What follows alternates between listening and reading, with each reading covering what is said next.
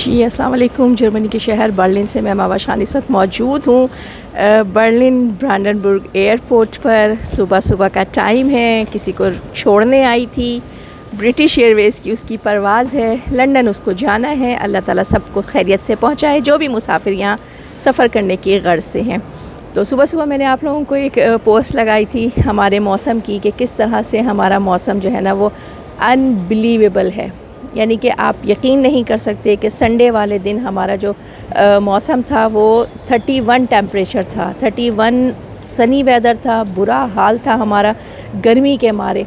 और उसके बाद अगले ही दिन नीचे आते आते आज जब मैंने सुबह वेदर चेक किया निकलने के लिए, तो मैं मतलब हैरान परेशान। मैंने कहा जुलाई कहीं आज 3 तारीख़ है मेरे ख़्याल में, हाँ आज 3 तारीख़ है और मौसम का ये हाल है कि 13 टेम्परेचर। तो आप देखें कि हमारा जो कहते चाहिए ना कि ये जो क्लाइमेट चेंज है वो पूरी दुनिया को मुतासिर कर रहा है। बहरहाल ये एक बहुत ही अनोखी सी बात है। मैं आप लोगों को एयरपोर्ट के बाहर लेकर जाती हूँ और फिर आप लोगों को दिखाती हूँ।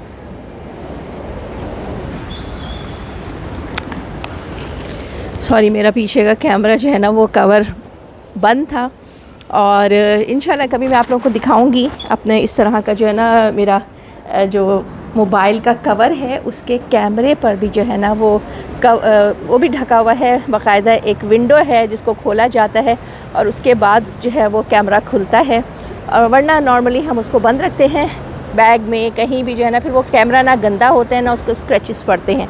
तो किसी दिन दिखाऊंगी अपने कैमरे का वो मोबाइल का कवर भी, ये देखें। लेकिन हम लोग भी जो है ना हम लोग भी सब ढीठ बन चुके हैं कि 12 टेम्परेचर अगर विंटर में होता तो हम जैकेट्स पहन के निकलते, लेकिन हम लोग सब ढीठ बने हुए। मैंने खुद जो है वो हल्की सी एक ऊपर से जो है ना वो पहना हुआ है, जो कह सकते हैं उसको कोट कह लें या जो भी, लेकिन बहुत सोने तो कुछ भी नहीं, सिर्फ हल्की सी शर्ट पहनी है, कोई टी शर्ट पहन के घूम रहा है और कुछ लोगों ने जैकेट्स भी पहनी है। लेकिन समर है तो भाई समर को तो समर की तरह ही एंजॉय करना चाहिए ना। चले अब हम आते हैं अपने असल मुद्दे की तरफ। अब मैं अपना घुमाती हूँ अपनी तरफ अपना कैमरा। जी, तो कई दिनों से एक फड्डा चल रहा है साहिल अदीम साहब का। बात उनकी गलत नहीं थी, अंदाज़ हो सकता है उनका गलत हो। मैं ना उनकी जो है ना वो उनका फेवर कर रही हूँ और ना ही उनके अगेंस्ट बात कर रही हूँ। बस मैं सिर्फ इतना कहना चाहती हूँ कि आखिर उनकी कही गई बात मुझे क्यों नहीं मिली।